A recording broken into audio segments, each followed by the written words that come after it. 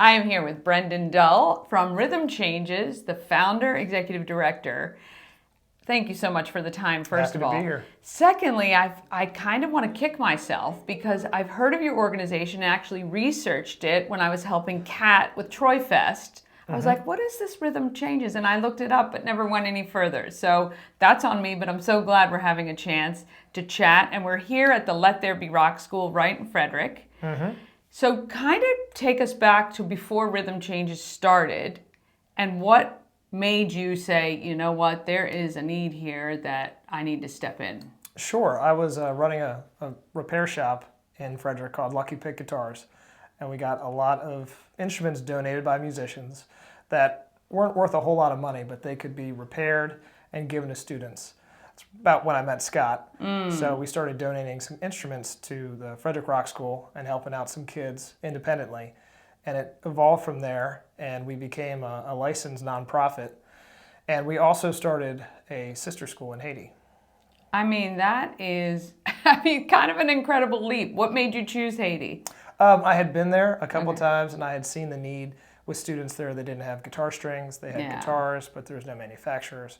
I reached out to companies like Diodario, and they started donating equipment to us, and we started getting them in the hands of kids who needed them. Yeah, that's unreal because there's a million studies that show that kids that are involved in music, that can read music, that play music, write music, all have a better chance at finishing school or at least staying out of trouble or being focused. Is that what you guys have found over the years? That Absolutely. Yeah. And it gives them something to focus on, and it keeps them out of trouble. Yeah. It's something positive, and it affects the community because music is very social. It is, of course. And, I love the fact that Scott and this organization has constantly given back to the community with the performances from a lot of the students here, utilizing events to highlight how well these guys are doing. I have many adult friends actually who are playing in bands that are doing quite well. Again, it is a very social thing no matter the age. Absolutely. But for kids in particular, especially ones that might be at risk or things like that, there's a cost sometimes that is keeping them from being able to get music lessons or get an instrument or follow up with any of that. And I think it's great that you guys are stepping in there. Well, that's what we try to do. Try to offset that cost. Yeah. So how do you find the kids that have the need? So we have a lot of people that reach out to us, and we do have an application on our website. So we have different scholarship programs from elementary all the way up to college. Okay. And then we work with local businesses and talk to families and business owners about maybe families that need a little bit of support in the community. Okay, so you guys have a big event coming up, We do. big fundraiser. Yep. And you've been doing this how long? 8 years. Oh my gosh, it's the first I've heard of it. Terrible. All right, so tell us a little bit about this event and how it impacts you. We're doing the Let There Be Rock Fest, June 15th, and that's going to be in collaboration with the Let There Be Rock School of Frederick. And the whole point is that to bring a great lineup and raise a lot of money for the kids here in Frederick and put the money back in the community and just kind of help keep music alive. Yes, okay, and where is this event happening? So we're doing it at the AmVets Post Pavilion.